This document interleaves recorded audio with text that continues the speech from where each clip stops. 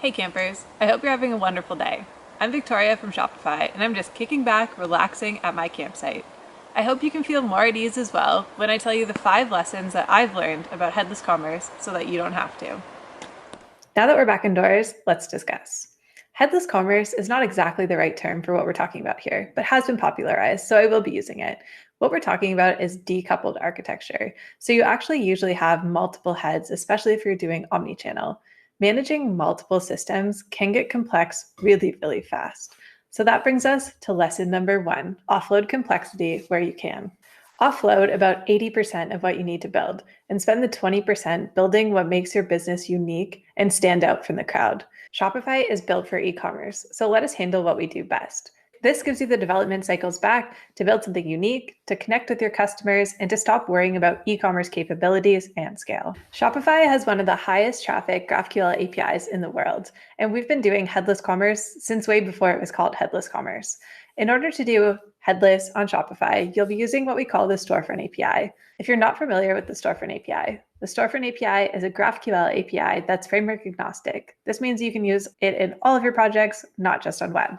So this could be mobile apps, video games, fridge apps. I mean, the list goes on where you can put commerce. It programmatically gives you access to your customers, collections, and a lot of other commerce capabilities like complex shipping, discounting, creating a checkout, and so on, essentially allowing you to meet your customers where they are.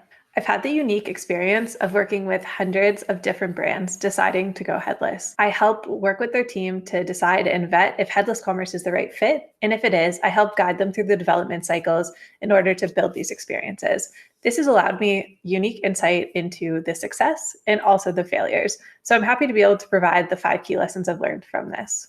Offloading complexity is the one that comes up the most. I think a lot of times headless commerce is underestimated how much work it can be when you're building an actual scalable e-commerce project that, is not just like fooling around with a couple products. If you're able to offload the complexity of the e-commerce capabilities specifically, so letting Shopify handle that, it allows you to build what you need to build, but letting us handle the difficult aspects so that it runs smoothly when you're actually in production. For example, let's dive into a very rudimentary product page and decide just how complex it is. So I just spun up this site on Gatsby called the Gatsby Camping Store, and let's take a look. So let's take a look at a basic product page here. This is pretty rudimentary and I just spun this up. As you can see, this is probably the bare minimum that needs to go on a product page in order to sell successfully. So right now I'm saying the currency is Canadian because hello, I am in Canada. In order to set up the fact that in the future, I will very likely want multi-currency, which Shopify does support. Here I have the quantity and add to cart. I'm also looking at reviews. So typically on a Shopify site, your reviews might be like an application that you just add from the App Store. With Headless, you will need to connect and build that integration yourself with the APIs available. On this, I am pulling external information from a CMS. So I have the translations coming from a CMS and they're in French. I also likely have variants, and those variants would update the photos as well.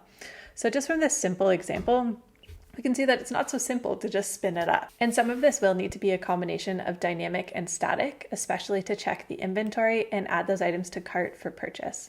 If we take a look on the right-hand side, and yes, my VS Code is green, and yes, it makes me happy, you'll see a fairly standard Gatsby app. So with my Gatsby app, I am hooking up into the Storefront API, the API that I mentioned from Shopify, and you can see that I'm querying for products. So pretty standard GraphQL here. I'm asking for everything that I need on the page. So right now, not too much information, just like we said, the price and the currency code. I can continue to build out this query to get more and more complex, and then on other pages, I'll have different queries. This query is statically rendered by Gatsby, and this happens at build time so that page load speed is optimized. Anything additional that needs to be dynamic, we'll be talking to Shopify's Storefront API directly. Let's hop back to our discussion. When you go headless, you're not only responsible for the app, but you're now taking on the technical cost of ownership for multiple different systems that you're integrating with. You also need to take into account the maintenance. I think maintenance is probably the most overlooked part of the headless build that people don't tend to plan for. So keep this in mind long term. This brings us to lesson number 2, resourcing. The businesses I've worked with who had the most success planned for this. They usually took about 1 to 10 more people for internal developers who were able to build and maintain long-term their site. This might sound extreme, and you might be thinking you don't need that many people, but let me just give you a few considerations of things that you might need to build that you're not planning on. First of all, many Shopify merchants depend on what we call apps. So these are downloaded from the App Store. They are just like integrations that can help get you up and running faster and third-party connectors. So if your business depends on these types of apps, you will need to rebuild them. So apps and integrations need to be built into the Headless storefront, and this can take a lot of time and maintenance as well. It doesn't actually have to be a bad thing though. A lot of people enjoy the control that they're able to have at that point, so they can customize that integration for how they need it and hook up into a public API endpoint that the apps and connectors have. The second one is new features. Shopify is continuing to innovate, and we expose that through the storefront API. But what this means is that as a developer, you will need to go in and add those new features to your Headless site. It's not a ton of work, but it will require maintenance. The third one is making good decisions for scale. So I've spoken with a lot of developers who built their website for how their business was today. They were very focused in getting all the requirements done to make successful sales exactly how it is right now. The problem with this thinking is that there's been unprecedented growth. We could never have seen the pandemic, and that really changed the way shopping behavior happens online. With this kind of growth, you really have to make sure that what you built is able to scale to support it. You don't want to be thinking down the line, you need to start switching out a bunch of different third parties who aren't able to support like flash selling traffic, and you need to make sure that you are taking that into account when you build as well. Lastly, debugging can become a little bit more difficult with distributed systems. So make sure that you are taking the ownership to log everything that you're going to need in order to find and trace the bugs. This will set you up for success in the future. So take this as a bit of a cautionary tale and make sure your team is scaled up to support what you're building. But like I said, custom building these integrations gives you great flexibility, and using a web framework that your team is familiar can accelerate developer experience and even help you for hiring. Now that we've gone over a bit of the planning, the resourcing, the troubleshooting, it's time to just jump in and build it, right? So that brings me to lesson number 3, which is a phased approach and to test it out. So I always tell people my number one piece of feedback is to test it out. And usually they're like, what are you talking about? Are you actually talking about tests, or is there something more to this? And there's definitely something more to this. What I mean by this is that you should be prototyping as early as possible, much before you make the decision to go fully headless. And there's a couple reasons for this. One, you want to make sure that your assumptions are correct. With Headless, there's a lot of assumptions. Here's the large list of things it's going to solve for us. It's going to change our business in these ways. Well, you want to make sure that's true. So one way to do this is to prototype. Prototyping can give you the ability to look in and make sure, do I have the right development resources? Is this what we want to do? Is the maintenance what I expected? Another way to achieve this is to build some custom landing pages or something that sits adjacent to your current online store. Building this adjacent experience can help you track conversions and return on investment and give you a feel for what fully headless is like without taking the plunge. Not all brands and developers that start exploring headless commerce are a good fit, and realistically, most aren't. But when you are looking to build something extremely unique and different that doesn't fit in the confines of an online store, then Headless is definitely for you. There are absolutely some myths to dispel though, before just assuming that Headless is the right fit. I'm often asked, hey, Victoria, is Headless the right fit for me? And I usually work with people and go through some sort of vetting experience to go through questions to really get to the bottom of, is this the right fit? Is this the right fit for right now? Is this the right fit for in 5 years from now? Here are some sample questions that I walk through. Feel free to screenshot them and answer them to yourself. The first one, about the experience you're looking to accomplish. This is really just diving into, hey, what is it that you need to build? And what is the technology that I can recommend you use? The next one is probably the most important. What is on your short-term roadmap, but also your long-term roadmap? Make sure that your 5-year plan is just as aligned, and it's going to help you get to where you need to be instead of cause more roadblocks. What's not working and what could work better? This question really dives into both the business and the technology side. Like, what is not working for your business? What are those issues that are causing you to not have the velocity you're looking for? Does your business depend on apps? We went over that a little bit. And like I said, if you're highly dependent on apps and you don't have a large internal development team, it might not be for you. What is your peak traffic is another good one to look at, and just make sure that the systems that you're choosing are set up for success. Shopify handles flash sale traffic every day. And lastly, diving into resourcing. Sometimes developers aren't sure. Should we not? It's a tough question, and it's a big undertaking that can have really big effects on your website. You might be able to get the same return on investment, at least to try it out, by just doing some areas of your web experience headless. You can have call to actions on these pages for purchasing. So one example would be to use all of your content pages and turn them into a Gatsby site and experience what Headless is like, but keep Shopify online store. Then you can start to meld those together and see what that looks like for you. This is often a good way to begin, and then start rolling out page by page or section by section in a phased approach, one by one, until you are fully headless. This allows you to be super agile and test throughout the process instead of just having a cold flip over. These standalone pages, such as content, collections pages, articles, whatever you decide to go headless with, can start combining with your traditional storefront to kind of give you what I call a hybrid. So this is the best of both. You can have a shared cart between the two, so it feels really seamless and allows you to track and test and see how it is. Of course, it's also possible to just do a full switchover once you've built your headless site instead of this phased approach, but it is more common to do a rollout that's page by page. Whichever method you choose for transitioning to a full headless site, make sure that you're ready for the complexity that customers can bring. So this is traffic, scale, and other areas that you need to make sure are tested and ready for production. Basically, you want to make sure that you're on solid ground to get started. I have a certain way I like to look at this, so let's check it out. To look at this metaphorically, it's a bit like building a custom house from scratch. For an amateur like me,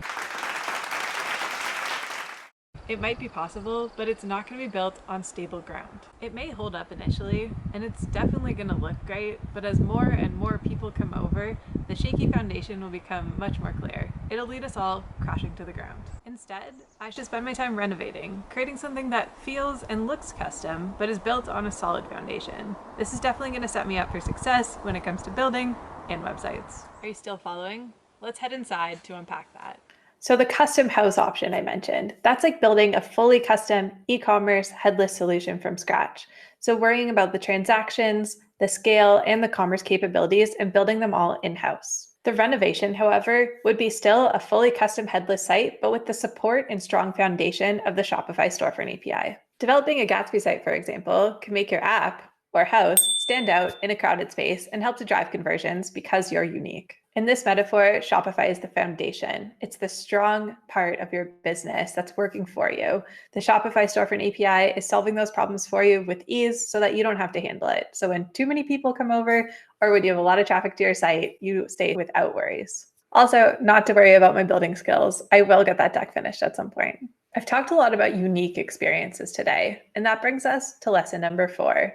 Think about the offline experience. So not all headless apps are a progressive web app, but my advice is to try to take advantage of this. The offline experience is a really unique ability to connect with your customers who are in multiple different situations. With a less than ideal 3G connection, sometimes a lot of dynamic pages aren't going to load. Or if you're sitting there on the train, just like bored out of your mind, and you are able to interact with that site, that can be real engagement for your customers. Gatsby gives you the ability to make your app into a PWA with just a few quick updates. Probably the most valuable piece of advice that I've seen from working with merchants is to make sure that the offline experience provides value.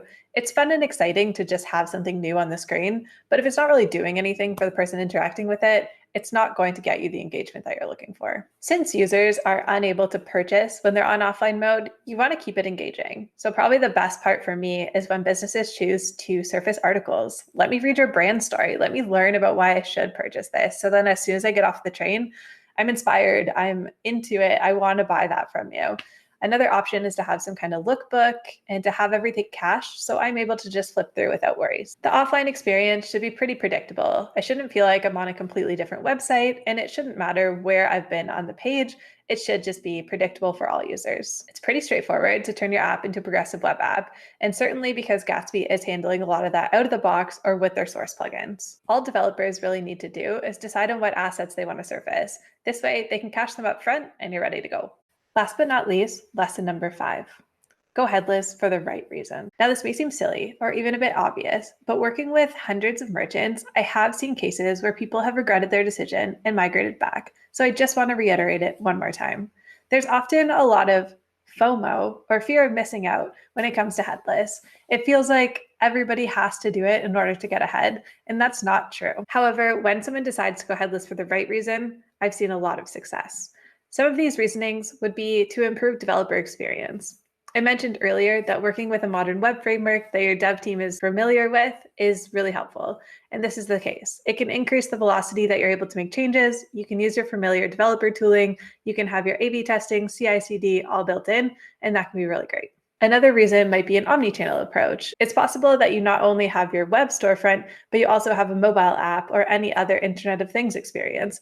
Going headless can allow you to consolidate some of that code base and to share APIs and content across. Speaking of content, content could be another reason why you decide to go headless. It's not necessary, but it might make it easier for you right now to have your content in one place and to serve it to all your different front-end experiences. You might decide to go headless because you want those PWA features we mentioned, that offline mode, and that's just one. Push notifications, being able to install the app, those are all really valuable. And lastly, and probably the one that I think holds the most value, is you could be solving a specific problem that you're facing. And I think being able to solve that problem, especially with going headless, makes it all worthwhile. Usually a combination of different reasons why someone will decide to go headless. They're usually not a brand new business. They've been in the industry for a little while. They're sure of the direction that they're going, and they have the development team to support. That's what I see as a good fit for headless. And of course, there's a lot of nuance here. Every business is unique, and we're happy to chat about it if you need to. And there you have it.